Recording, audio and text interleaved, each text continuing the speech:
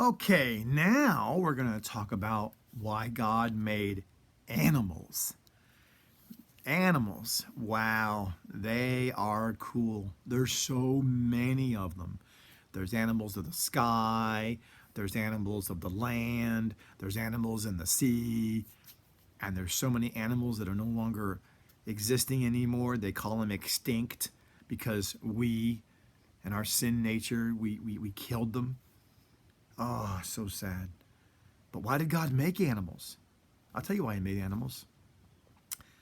To be our friends. To be our friends. People say a dog is man's best friend. Well, animals were friends that God made for us. Did you know that animals, before there was sin, they used to talk to us? It's pretty cool. That's why sometimes you can see a dog or a cat when you're sick. They'll come up next to you and they'll go and they lean up against your leg and they know you're not feeling well. They know when you're sad. They know when you're sick. And they just love on you because they're your friends.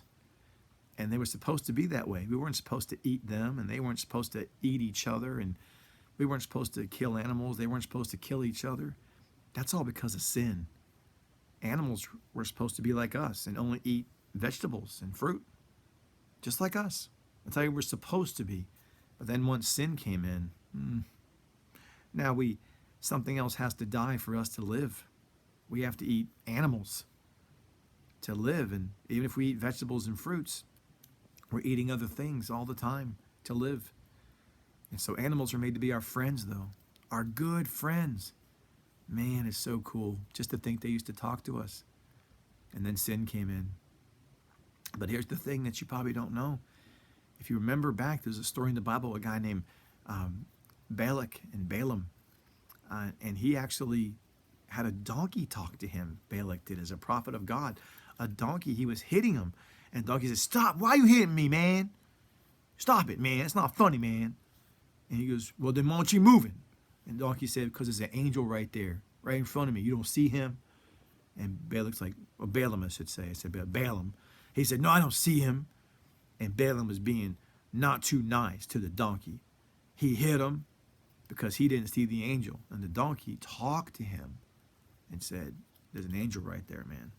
You all want to relax." So a donkey did talk to Balaam. And we see before, we saw that Satan, he actually went inside of a dragon. And he actually possessed that thing, made him talk. And Eve, when she was talking to him, she wasn't even freaked out about an animal talking to her. She was just fine with it because it was normal. And that brings up the other thing we're going to talk about a little later about Noah's Ark. But just so you know, dinosaurs were made by God. Dragons were made by God. They existed long ago in the Bible. But animals in general, they were made to be our friends. And they were made also for a second reason. And God tells you that in the book of Job. God tells you in the book of Job how God made animals to be our examples of being lesser than us, but they trust God sometimes more than we do. You're like, what? Well, yeah. Did you know an ostrich lays so many eggs and only one gets to be born into a little baby ostrich? And the ostrich never goes mad at God and goes, "You made all my little babies." Never gets mad. The ostrich just knows that the other animals, like the alligators and other animals, eat the eggs to live. And they're just happy they have one egg, one little child to come forth. So animals are examples to us that say, look, no matter if good things or bad things happen to you, why don't you just trust me? Trust me that sin is why bad things happen. But even when bad things happen, I'm going to help you to have love and peace. And in an ostrich case, they may have 4 eggs, but they're going to at least have a family. They have one little baby ostrich that comes forward. And God thinks that's pretty cool to let us be aware of that. Then the peacock. It's the male peacock who goes with his wings, and it's all colorful. And the male peacock, he does that, God says, because the female then can say, "Oh, he's pretty. Maybe I can have him to be my husband." And then they have a baby. Well, we look at the peacock And we see these beautiful wings, these beautiful colors. And God said, you see, once again, animals are teaching you a lesson. The ostrich teaches you to trust me no matter what good or bad happens. Think of the end result is you have a family that I gave you.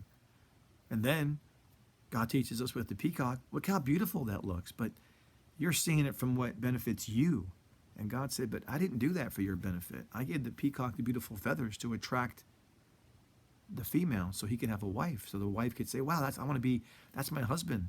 I want to have a family with this peacock. And so we need to look at the peacock as another example of how we can see God uses us in ways that we don't even know who's watching us. So he uses the animals to remind us that they do things for us that should remind us of how God cares for us. When your dog lays next to you, when your cat lays next to you when you're sad and when you're sick, because they know that you're feeling.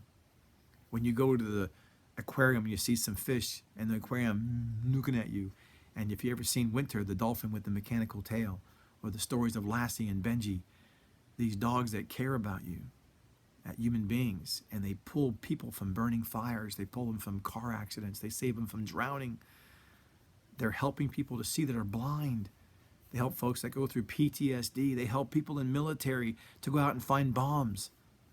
It's unbelievable what animals do to help us. They're our friends and our helpers. Because God said there was not a suitable helper for man. That's why he made woman. But animals were our helpers, and they were our friends. They just weren't the suitable friends and helpers for us. They weren't the best we could have. Another human is the best friend we can have. But an animal's pretty good friend too. It's the second best friend we can have as an animal. The best friend we can have on this earth is a human. So the best friend is God, and then a human, and then an animal. So that's why God made animals, to be our friends and our helpers.